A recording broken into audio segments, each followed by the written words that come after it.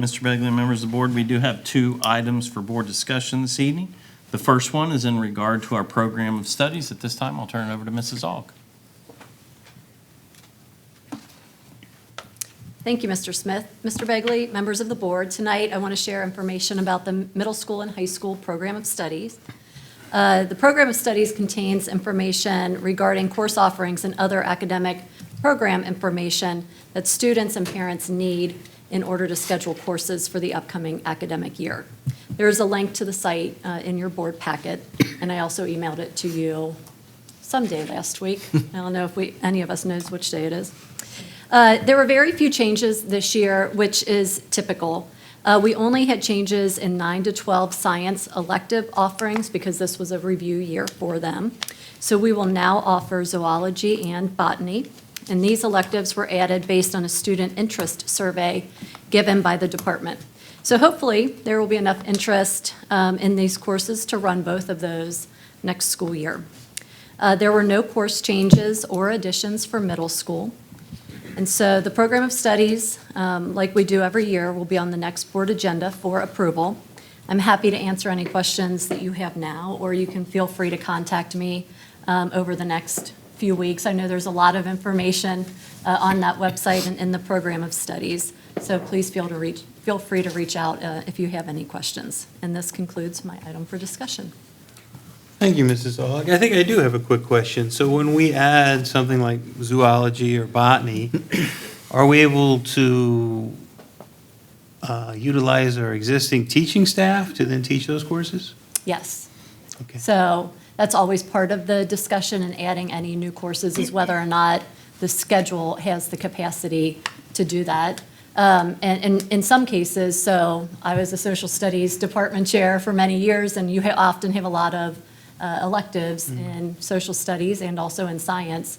And sometimes you have to make decisions each year based on well, these are our most popular ones. The schedule can support 4 sections of this particular course. So those are the ones that we want to run.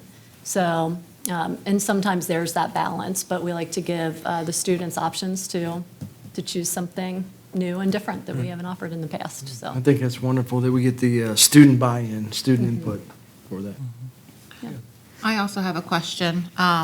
Is there a minimum that we would not offer the class? Like if only 2 students were to sign up for the course, would we not offer the course then? Again, it kind of goes back to scheduling. I mean, if 2 is really low, I mean, let's say we have 7, and we did have a teacher who might be able to support that section, we could run it. But when you're in numbers that are below 10, really below 15, you're having some of those conversations about whether or not you're running it. Thank you. Just to piggyback off of that response to that question, that was something when we've always kept an eye on class sizes, but especially in the last couple of years with looking at cost cutting, that's something that we really paid close attention to. And so some of those reductions that we identified were directly related to some of those lower class sizes. And then going back to the other piece about, I think you called it student input, but we often talk about student voice. And so this is another example of, they may not be, their voice is in their survey, if that makes sense. So they express their interest in something, and we allow that to drive our master schedule to some extent through the feedback that they give us. And that may mean that another course that they just aren't interested anymore. Mrs. Aug talked about some difficult decisions. Sometimes that gets difficult because as adults, sometimes we fall in love with the courses, right? But the students aren't falling in love with them, and they want something different. So again, I just think it's worth pointing out that, again, that student voice and listening to what they have to say and what they want to register for. Because we always talk about trying to make learning enjoyable and interesting and meaningful, and that's just one small example. So. Yeah, and there were years where, you can make the decision, maybe we'll run, zoology this year and botany the next year, and then alternate to give kids at least a couple of opportunities during their, high school career to get into those courses. So lots of different options, but very much master schedule driven Great. with the current personnel that we have. Yeah, thanks for the explanation. Thank you. All right, our next item for board discussion is in regard to a memorandum of understanding. At this time, I'll turn it over to Mrs. Howard. Thank you, Mr. Smith, Mr. Begley, and members of the board. The STRS Ohio Board very recently revised the service retirement eligibility requirements from 34 years to 33 years for service for unreduced benefits and from 29 to 28 years for services for reduced benefits. This is in effect for 2 years, so through July 2027.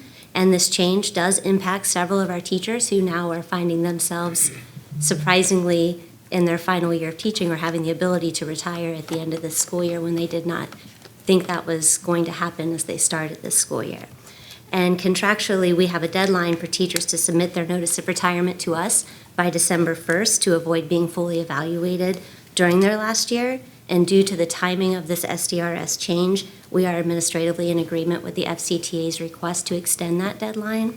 The MOU is to extend the deadline for teachers to submit their notice of retirement from December 1st to January 15th for this school year, only for this school year, and that with this MOU, the teachers who submit their notice by that deadline will not need to be fully evaluated this school year.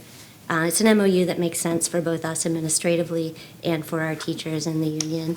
And it's the MOU that I sent to you via email a couple weeks ago, and it's also in your board packet if you would like to look at it there. But unless you have any questions or concerns, this is something you would be taking board action on this evening. No, great, thank you. Thank you.